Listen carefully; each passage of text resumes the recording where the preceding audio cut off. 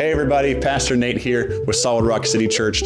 I'm so blessed that you are on our YouTube channel right now. I hope this message is a blessing to you. Here at Solid Rock City Church, we have a motto: be the light, be the city, be the church. This motto is inspired by Matthew chapter 5, verse 14, that talks about a city set upon a hill that cannot be hid. We hope that this message is a light to you. God bless you. Be sure to like and subscribe to our YouTube channel for more messages. God bless. Happy Sunday. I don't know about you, but I've enjoyed this weekend. I've got an extended weekend. I also get to have tomorrow off as well. First time I've had 4 days off in a row since last year. It's been a while. But work has been a little chaotic for me.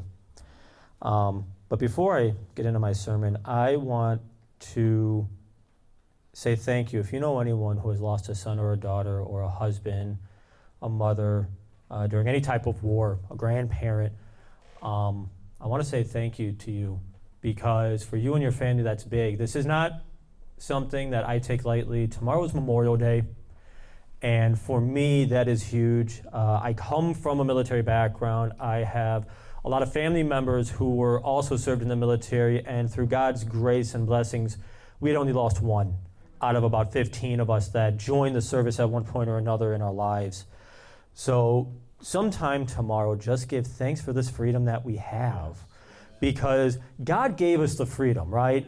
God gave us the freedom, but at times we are attacked, and the people that defend us are the soldiers that go overseas to make sure the fight doesn't come here to our own country as it is in others.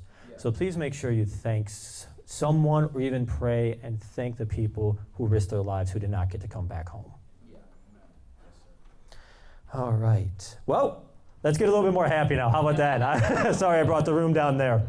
But on a little bit more of an upbeat note, we are living in one of the most exciting times in world history. It's exciting, it's easy, it's simple, and it's because of so many great things. It's exciting because everything is fast-paced. I don't know about you guys, but I don't like to go slow. I like to go. And I know Pastor does too. He's always 120 miles per hour, even in a speed zone of 35. And he's not denying it either right now. We're going to touch on that later. But we have planes that can take us all around the world. Nothing is out of the imagination. People have been to Antarctica. People have been all over, pretty much everywhere except for Snake Island. No one's allowed to go there. And yes, that is a real place. For every 6 inches, there is a snake there. And a lot of them are poisonous. So the government has said no one can go there. So I think the right road is for the planes. But we also have the cars. I have, my wife's listening, but I'm going to say it anyways. I have topped out our car just to see how fast it can go. In fact, this might be just for the men, or maybe it's just me, but have you ever had it where you put an address into your GPS, okay, I gotta go somewhere, and it says, you're gonna arrive there at 5:30, and you're like, bet, I'm gonna beat that time. Even if it's 5:29, I'm gonna beat it. It's as if we're street racing the time on the GPS. And yet, I don't know about y'all, but that excites me, going vroom, vroom. We also have technology and internet where we can communicate with people thousands of miles around the world, different time zones, different areas, and we're able to see them, not just talk to them, but see them through the video cameras. And then also, we have a mini computer everywhere we go. And in case if y'all don't realize, I'm talking about the phone here. Everywhere we go, we're able to pull up data, we're able to take pictures, we're even able to format certain files.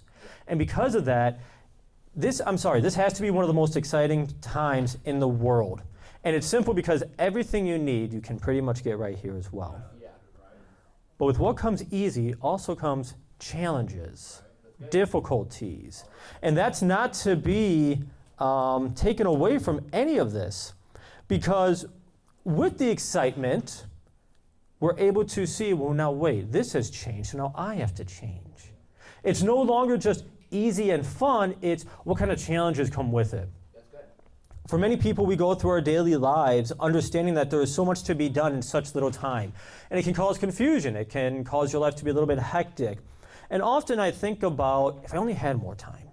What if I could add more time to the day? What if I slept less And I was able to take that time and put it towards something. I see a few of you shaking your head already, and I think you know where I'm going with this, because that is a lie. That phrase is a lie. As soon as you get more time, you start to get, I have more time, well now I can do this, this, this, and now you've added 10 more things to your to-do list, and you're like, oh wait, now I need more time. I don't actually have time that I just provided myself, and it's a constant thing, but it's not about having more time, it's what do you prioritize? What are you prioritizing right now in your life? And I know I run into this, not just every once in a while, but every single day. For my day-to-day routine kind of gets the better of me. I get into this rut, and I just keep going through this rut. And it's because so much is expected in today's world. I know it's not just me here. I know there's a lot of expectations set aside on all of us. You know, for some of us, I'm actually going to start a little bit. We have school, right? I know we have a little bit of the younger generation here. You guys have school, some of you have jobs, but you also have to maintain your household responsibilities, so your chores, and also keep up with family affairs, while still maintaining grades, homework. You guys have deadlines just like people at work do with your different tests and studying. So there's a lot of anticipation on that and expectation between middle school even, for some of the younger generation, even in high school, with having to keep the deadlines, papers on time, studying, preparing for exams, having the jobs or other activities for after school that you get done. And yet, there's another thing that's added to that. You are expected to know what's your next steps in life. In middle school and in high school, like, hey, what college do you want to go to? Not just what college do you want to go to, what do you want to be when you grow up? I don't know about you, I went to the military, went to school. I tried 4 different majors in like a 3-year time frame. So even in my mid-20s, I was like, nope, kept trying, nope, not that, nope, not that. And yet we expect these 12, 13, 14, up to 17, 18-year-olds to know before they even hit college what they want to do and where they want to go. And for the generation who has graduated from high school and are in college, or some graduated from high school and went directly into their careers or a trade school, you are also expected to know, what is your 5 to 10-year plan? What does it look like? Where do you want to go? How is your career going to evolve? Oh, wait, when do you want to start a family? How many kids do you want? Have you started your retirement and your 401k yet? There's this constant, what do you have? What do you want? What are you going to do? And it's never ending. Yeah. Trust me, even in my mid-30s, I still have a lot of these questions. In fact, I had the other day, so I'm like, James, you're 35, you just started your 401k last year? Like, listen, God's got me. He knew what I was going through. He continues to take care of me and my family. But the constant demand of being on the go, it becomes challenging for many of us. And I've heard it from my dad, my stepmom, my mom, my grandparents, that life used to be simpler. Life used to be simpler. Not today. They've even acknowledged that right now, it's not actually that simple. It might seem easier, but when things become easier, we are expected to do more. My dad loves to compare things back to the 60s and 70s when everything just made sense. Even in his 20s, being removed from the service, he's like, just everything made sense. It was simple. I ate, I went to work, I had a family, I slept, I did it all over again. There was no higher expectations. We weren't comparing each other to everything. We weren't saying, what's your 5 to 10-year plan? What college are you going to so you can actually get a bachelor's degree, maybe a master's or a doctorate, so you can make a lot of money and follow your heart? It's so fast-paced now, and it can be overwhelming, especially as parents. As parents, I don't know about the rest of you guys, but I know you always used to hear everyone sitting at the dinner table, enjoying each other's company, having a good conversation, going through each other's days, having communication, which we lack today. But now it is so busy that people are grabbing their kids from school, running to McDonald's or Wendy's or Chipotle, having to get everyone something to eat, because they have soccer practice or dance or horse riding lessons, hockey. There's always something going on each and every day. And because of that, people are struggling right now. Life wasn't as distracting back then either, because now with everything that is grabbing our attention, phones, computers, tablets, TVs, it seems like it's just full of distractions all around us. But it's not just distracting us, it's draining us. It's draining us from creativity. It's draining us from time to be with God. It's draining us to be with our family and loved ones. And I find it funny because many times I fall victim to this all the time. I'll tell myself, okay, I'm back home from work. It's been a long day.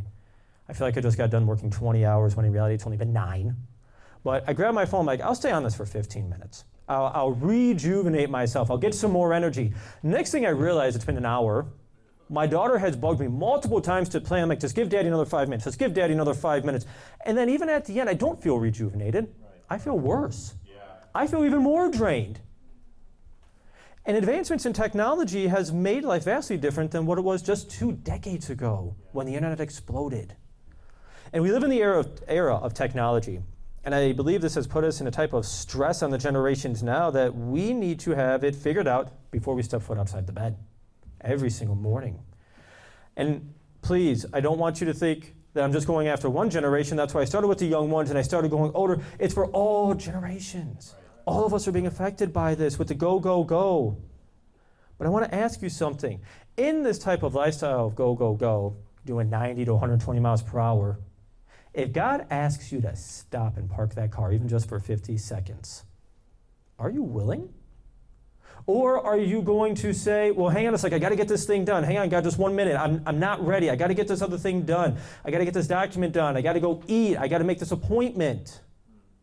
How are you answering God at that point?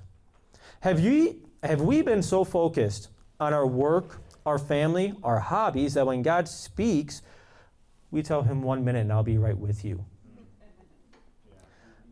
It's time to reassess our lives. It's time to dive deep into our own daily walks with God. And that is where we're going to be speaking on today, about welcoming God into your routine. You know, we're going to go through kind of a little bit of my day, and I want you to also think about your day as we go through this process. How does your day begin? When you wake up, sometimes, I get to mostly wake up to an alarm, except for this morning. I actually got to wake up to nothing. I just woke up out of nowhere. I'm like, I feel good. Oh, wait, it's 6:20. And yes, that is sleeping in for me, unfortunately. I know a lot of people look at me weird when I say that. But some of us, a child will wake us up. Maybe neither, and you just get to wake up on your own. That'd be nice. When you wake up, what is the first thing you think of? What is the first action that you do? Do you grab your phone and start scrolling through social media? Are you somewhat of a sports fanatic where you need to check every single scoreboard? Or do you just like watching silly little videos? Or maybe just roll directly out of bed and start doing your normal routines. Are you thinking about what your day, or attempting to figure out what your work schedule, family schedule, and personal schedule all look today? I don't know about y'all, but I have 3 schedules every single day. Even on the weekends, which is really bad. I need to get over that.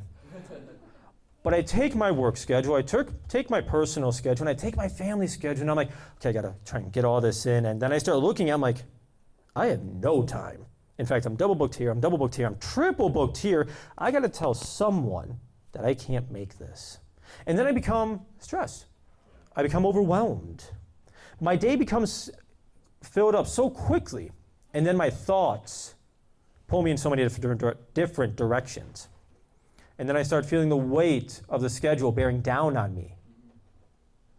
So then, eventually, when I do finally roll out of bed, I start my morning. And sometimes, some of us who have the privilege to be a slow riser will be able to do what we need to do in a timely fashion. But anybody that's a parent, no, that's not an option. When you are a parent, you're not just getting yourself ready for the day, you're getting your children. Your spouse is asking for things, or you're asking your spouse for things. I know for me that is more so mine. I'm asking my wife for things. And I'm very blessed because she does it. Maybe you are up, dressed, and ready for the gym within the first 10 minutes of you being awake. That got very quiet. Okay, maybe just me? Okay, yeah, I think it's just me. So yes, I am one of those 5 a.m.ers at the gym. I will wake up at about 4:45, 5 a.m. I will be at the gym first thing in the morning. I will roll out of bed, get everything ready. My bag's already prepped the day before. By the time I'm in the car, I've been up 9-10 minutes, and I'm already driving to the gym. I get to the gym. We all know each other because we're all the crazy people that are there at 5 a.m. No one else is there. When a new person walks in, we're like, yo, look in the mirror. No, that's a new person. Do we say, I don't know. They're new. They've never been here before. But then I would work out for about 90 minutes to 2 hours. I would rush home, And then I'd look at Kayla like, is your bag packed? Do you have your lunch made? Do I need to sign your planner? Is your homework in your bag? And I'd have to go through this entire checklist of things to make sure either I would take her to school or her grandmother would take her to school. And then I got to get ready for my work day. Now, it used to be easy because I used to get to work remote from home. Those days have come and gone, unfortunately, for me. I now have to go into the office. But it was easy because I would just send Kaylee off to school, and then I would go to my basement in my office. I'm like, I'm at work. This is awesome. And I didn't have to get dressed either. I got to stay in my gym clothes. That was awesome. I could stay in PJs, gym clothes, didn't matter. Now I actually have to get dressed. And literally like right now, I'm dressed. It's always easier when you're just in sweatpants and a t-shirt. But then during that time, as now with me for the last couple of months, I have to rush to work 4 days a week. 1 day a week I get to work remote. I'd be rushing to get ready for work. And then when I got to work from home, it was simply because, like I said, what was once before was my office in the basement. What is now is I got to go into the office. And when you go into the office, you have so many more distractions. The minute I walk in there, I have so many people pulling my attention from different areas. And even if I just go to say hi to someone to be kind, it turns into a 5 to 20 minute conversation. And the next thing I realize, I'm late, I've missed a meeting, or it's in the middle of a meeting and I have someone texting me saying, where are you? You're presenting. And I'm like, whoops. And then throughout the day, I've realized that throughout all my meetings, the discussions, the documentations, the processes, the deadlines, drive-by sync-ups, talking about upcoming projects and how their projects are going to interfere with mine and how mine are going to interfere with them. And we need to go to the coders, the developers, the engineers, and so on and so forth. We realize I have no time. I am not just booked, but I am lost. When I have people come up to me and say, hey, what's your project about? Give me a minute. I know this answer. And it actually takes me a minute because I'm overworked. And I'm not able to get a hold of what I am doing. And that's kind of what the world does to us. And that's also what life can do for us. And so many of us are not that much different about that. You know, we have these experiences that we have to go through on a daily basis, and we struggle to keep our heads above water. And we attempt to take control of our day. And by the time our workday is completed, we have little energy, we are exhausted some days to the point we just wish we had this easy button or recharge button. Kind of like we wish we were a phone almost. Just plug ourselves in, plug it into the outlet, wait about an hour, like, okay, I got enough energy to make it home. But the end of your workday doesn't mean it's the end of your day for a lot of us. Because we need to go home and manage our family, manage school, manage other responsibilities that we don't know how we're going to get through on that day. And then at times when we return home, some of us can do a sigh of relief, but some of us also have to be prepared to put on another hat. I don't know of one person here that only has one hat. I know all of us have 2, 3, 4, some of us have 7 different hats. I know I have multiple hats. You know, when I go home or when I'm at home, I'm a husband and a father. Now, for a lot of us, we understand being a husband and a father is not that simple. It's not just one word, being a husband, being a father. And women, you can relate as well. Sometimes actually a lot more, especially my own wife, can relate a lot more to this, where you're not just a wife and a mother figure. We're all teachers. We're caregivers. We're correctors or disciplinarians. And we continue to go through that process. And then at the gym, I'm a builder. I'm a builder because, first of all, physical and mental development, trying to build muscle up there, but also I'm building connections with people. I'm also wanting to build them up, and it's been amazing the opportunity that God has given me to start this gym fellowship with a lot of people. That's because there is actually quite a bit of people in the gym who are followers of Christ, and when we see each other, we will drop the weights, we'll go to each other, and we'll talk. And we'll make sure that each other is okay. So we're building each other up through that aspect. And then a lot of times, people will overhear us, and it will cause curiosity. And you're starting to build them up. And at work, I'm in work mode. I put the majority of my focus on my responsibilities for my employer, which one day can be working on my project, the next day can be training, and then the following day it can be going to a site and having to understand what's going on before I put my pilot in there. And for the parents, work and responsibilities don't end just because we enter the house. We have other things that we must be responsible for with kids, chores, cooking, prepping for the next day. Maybe we try and sneak in some TV time or some screen time, whether that be movies, YouTube, Instagram, something along those lines, before we eventually go through the nighttime process and attempt to crawl into bed. But even when we crawl into bed, our day still hasn't ended. No, it has not. Because we're reviewing what happened through our heads. We're literally replaying everything that's gone on and how it may affect tomorrow or the future. I know sometimes for me, I may criticize what I had done and that I should have done something better. Yep. And wishing that when I did something different, then all of a sudden I realize, I'm like, I forgot to put dinner away. So then I'm back out of bed to go put dinner away. And sometimes you and your spouse need to have a discussion, because finally when you lay down, that is the first time you and your spouse has had a chance to speak to each other all day without kids constantly bugging you, bothering you. You may be struggling to sleep, so you may grab your phone and watch more Netflix or clips of videos. Maybe you grab a book. But eventually I hope you do fall asleep, because that's a lot. But through all that, not once did I mention God. Not once did I mention, how am I bringing God into my life? How am I bringing him into my daily routine? You know, Sundays are easy, right? We wake up, we know it's the day for God, we go to church.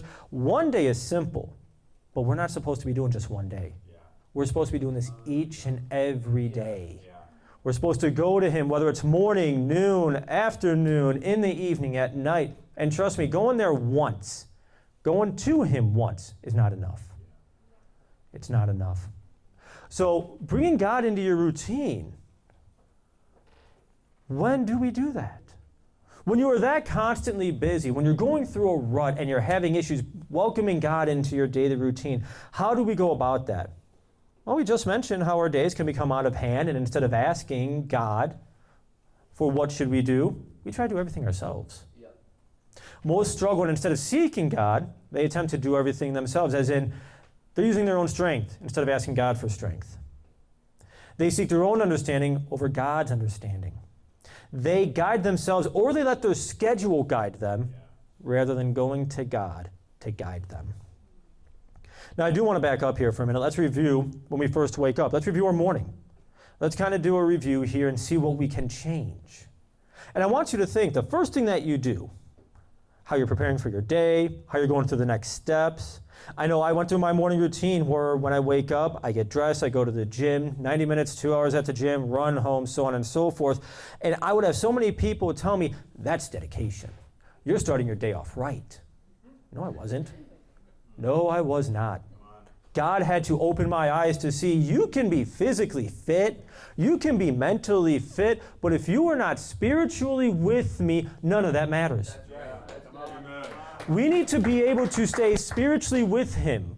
Because let me tell you something, spiritually, when you are spiritually drained, isn't it funny how physically, mentally, and emotionally you're also drained? Yeah. That one thing is connected to the other three. Yeah. Yet if I'm physically drained, I'm still mentally fine. I can still go to work and do stuff because I don't have a physical job. Right. If I'm mentally drained, I can still go run a mile. Right. I can still do things physically, but the minute I drop my spiritual concept, I'm done. I have nothing else to provide. Yeah. And the only way to be recharged is through the Lord. Yeah. And that's why we must continue to seek him each and every day. And you know, I was struggling with that for the longest time. I know I've had discussions with Pastor where I would wake up and do that, but God spoke to me one day. God was able to get me to park the car instead of doing 90 to 120 miles per hour and to listen to him. Yes. I love going to work out. It's one of my favorite things to do. I enjoy going to God more. Amen. He is my top priority now. He wasn't always. And I definitely want to be transparent about that. Please do not think that everyone who stands up here, God has always been first every single minute, every single second of their life. That's not the case. We are just as vulnerable as everyone else. When God had shown me what I was choosing to not only not spend enough time with him, but also what I was listening to at the gym, I was receiving the wrong things. My music choice at that time was really poor judgment. And so it was even drawing me further away from the Lord, and he was showing me this. So what about you? Because that was just my morning routine right there. That was just the morning. I hadn't even got to work yet. Sure. And yet I was already fully drained before 9 in the morning, before I even stepped foot inside of work. Can you say you at least thank God for waking you? Can you say that you ask for guidance the minute you wake up as you start venturing into your day? Have you thought about what the Lord has in store for you on that day? Or were you thinking about the worries and remembering the previous night's stresses? Because when we wake up, the first thing we should be doing is giving thanks to the Lord. As it says in Psalms 5, 1 through 3. I'm going to be reading the King James Version here. Give ear to my words, O Lord.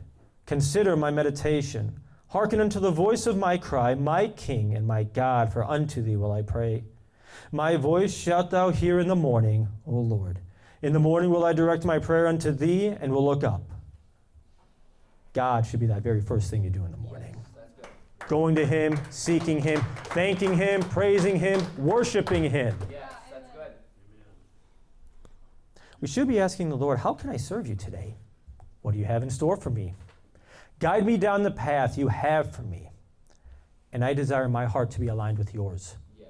Because the minute my heart is not aligned with yours, I go for my own desires, my own understanding, rather than go with his desires and his understanding. For when we prioritize God when we first wake up, the remainder of the morning also seems to fall in line. Sure. Next thing I realize, there's no stresses. I mean, do things might make me a little bit upset if something doesn't go right? Of course.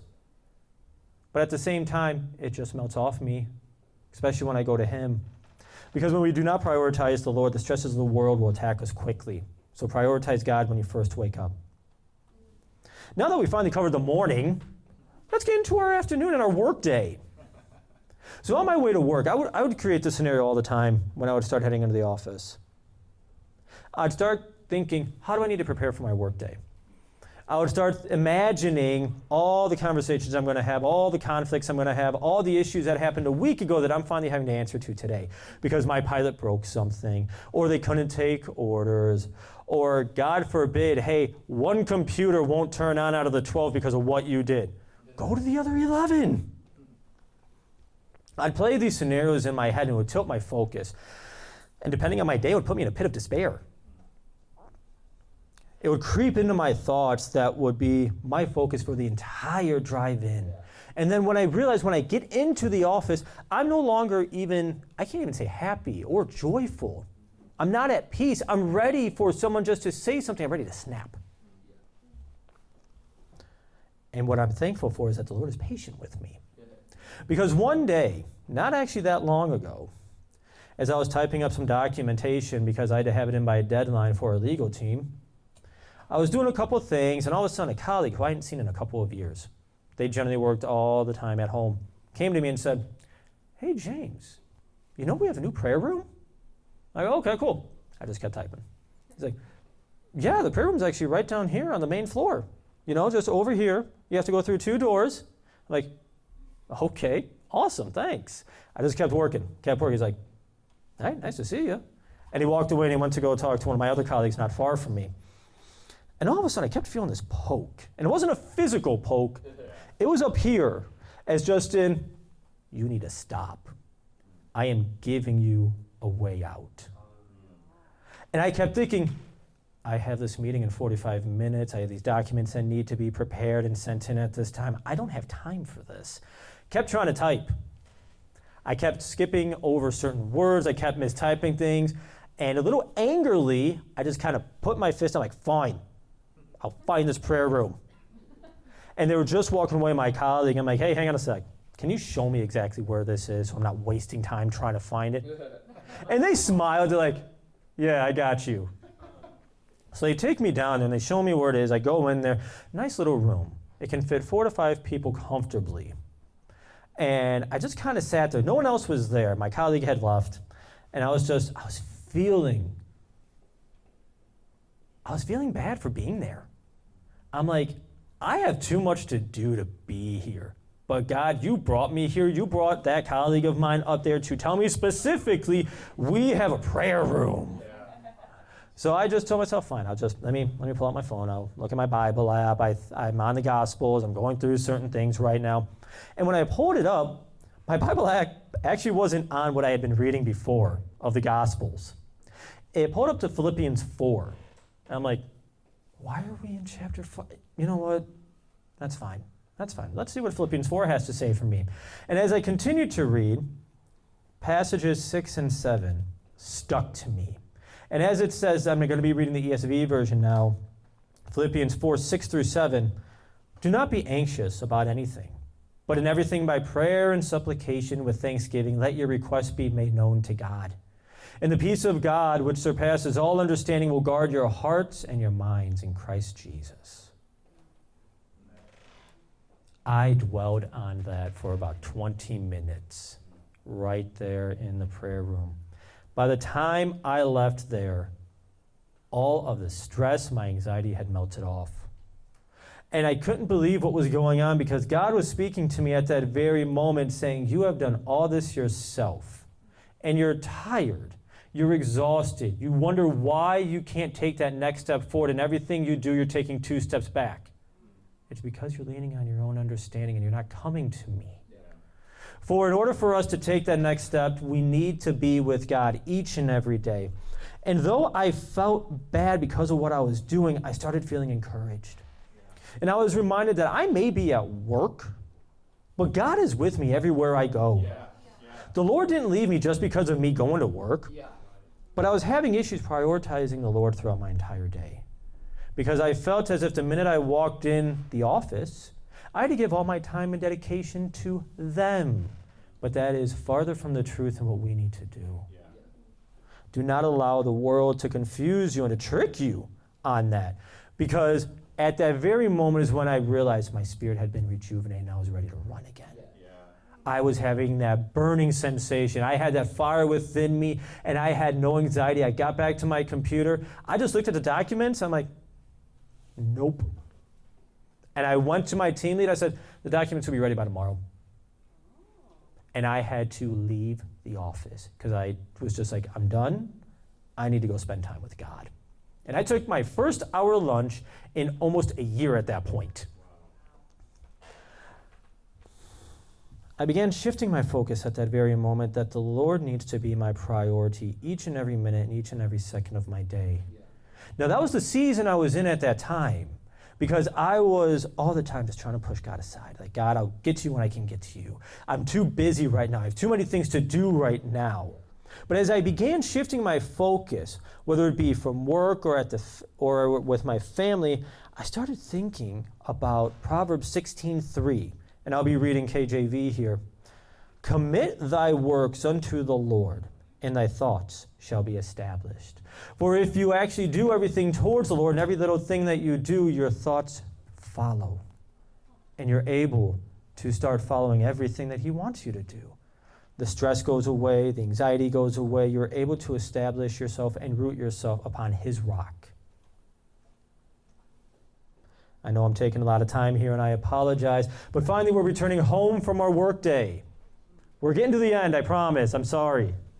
This is something that God put on my heart because this is something I know I went through and a lot of others do too. For some of you who work in a very small confined space, or maybe you don't see a place where you can seek God in the middle of your office, you can always pray in your car. You can take a minute and go to your car and spend time with the Lord. So that way, by the time you get home, you don't feel the entire weight of life on your shoulders. Because at that point, you're struggling with everything being overbearing, and you at times are ready to snap emotionally. Yep. The Lord is waiting for us to come to him, because he never leaves us, but I can tell you one thing, we do leave him. That's right. We were never intended to carry the weight of our life alone. We are intended to share it with him. The Lord desires us to come to him as an earthly father would want us to. Yet if our earthly fathers desire this for us, what do you think our heavenly Father would do for us when we do come to him? As it says in Matthew 11:28, come unto me, all ye that labor and are heavy laden, and I will give you rest. Take my yoke upon you and learn of me, for I am meek and lowly in heart, and ye shall find rest unto your souls. For my yoke is easy and my burden is light. For when you hand over your burdens, the weight you feel, whether it be the stress, anger, sadness, misunderstanding, the Lord will take it from you. You also don't want to bring the stress and anxiety in that house with you. You don't want to bring it towards your kids. You don't want to bring it towards your spouse. And you definitely don't want to let it hang over your head. And by the time we are preparing to lay down, start praying immediately. And don't pray laying down. You can sit up, you can stand, you can be on your knees, but give thanks to the Lord for his doing throughout your day and your life. Thank him for the blessings and grace he provided for your day and your family. Ask for continued guidance and that your heart will remain aligned with his, that you will continue to seek him through all your days, and that you will praise him and worship him. For when we do all these things, I know I've been doing this for only a few months now, but I've realized how smooth my day has been. The minute someone starts asking me, how was your day? And I start thinking, like, it was hectic, but it was fine. I'm able to actually say that I'm okay rather than I feel as if I'm being pulled in 20 different directions and I'm being torn apart. So continue to go to God. Start with God in your day. Continue with him throughout your day and end the night with him. I am coming to a close here. So if we could all please stand and if I can have the musicians come up.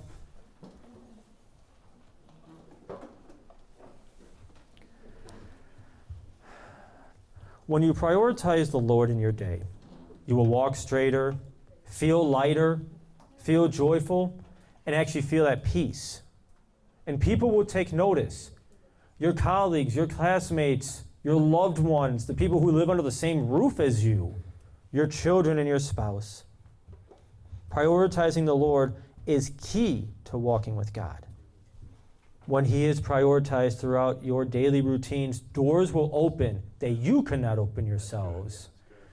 And doors will stay closed or be closed that he does not want you to go down, for he will protect you. The Lord will straighten your path.